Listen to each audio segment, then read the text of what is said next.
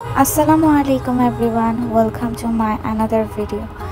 আজকের ভিডিওটা শুরু করছি বিল ভরা শাপলা ফুল নিয়ে। অনেক দিন যাবৎ এই পেন্টিংটা করব ভাবছি, কিন্তু সময়ের কারণে করা হয়ে উঠছে না। তো যাই হোক, পেন্টিংয়ের ডিটেলসে বলি। পেন্টিংটা করার আগেই প্রথমে কালো এবং প্রসন্ন ব্লু কালারের একটি মিক্স শেডিং দিয়ে খাতায় সেট আপ করে নিতে হবে। যেহেতু পানির উপরে শাপলা ফুলগুলো থাকবে, সেহেতু সেটা বোঝার জন্য আগে এই কালার দুইটি অবশ্যই ইউজ করতে হবে। দেন ইউজ করছি একটু ব্লু এবং সাথে গ্রিন মিক্স করে আরেকটা শেড, যাতে বোঝা যায় এটা বিল এমন টাইপের।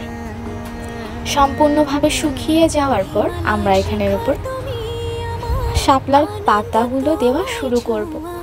যেহেতু এটি একটি বড় খাতা এবং পুরো পেজে যেহেতু ড্রয়িংটা সেট আপ করতে হবে, তাই আমি ছোট বড় পাতার মিশ্রণে সুন্দর মতো কিছু পাতা এর উপরে সেট করব। নিচের পাতাগুলো একটু ডার্ক গ্রিন দিয়ে, উপরেরগুলো একটু লাইট শেড দিয়ে করব, যাতে বোঝা যায় যে নিচেও পাতা আছে এবং উপরেও পাতা আছে। দুইটি মিক্স করে একটি শেড দিয়ে যদি পাতার ডিজাইনটা করি, তাহলে এখানে লাইট এবং ডিপের একটি শেডে খুব সুন্দর একটা চিত্র ফুটে উঠবে। দেন পাতাটা যখন সম্পূর্ণভাবে শুকিয়ে যাবে, তখন আমি এর উপর ছোট করে করে এঁকে নিব অনেকগুলো শাপলা। তোমরা তোমাদের সুবিধার্থে আগে পেন্সিল দিয়ে একটু শেডটা এঁকে নিতে পারো, দেন এর উপর কালার করতে পারো। আমি এখানে ডিরেক্ট কালার দিয়ে এটি ব্যবহার করেছি। কিছু শাপলা দেওয়ার পর সেখানে কিছুটাতে কলি দেখা গেল, কিছুটাতে গেল না, এমনভাবে এঁকে নিলাম। আঁকার পর আমি এখানে হাইলাইটস হোয়াইট জেল পেনটা ইউজ করছি পানির শেডটা দেওয়ার জন্য।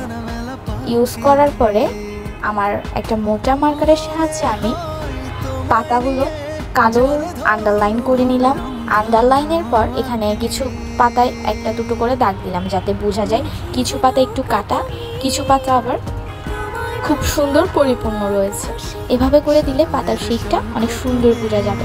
এবং শাপলা ফুলগুলোকে একটু চিকন একটি জেল পেন দিয়ে আন্ডারলাইন করলাম। অলমোস্ট আমার ড্রয়িংটা ফাইনালি কমপ্লিট।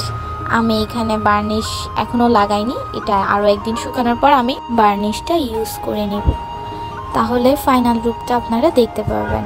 এভাবেই হয়ে গেল আমার আজকের পেন্টিংটা। কেমন হয়েছে অবশ্যই জানাবেন। আসসালামু আলাইকুম।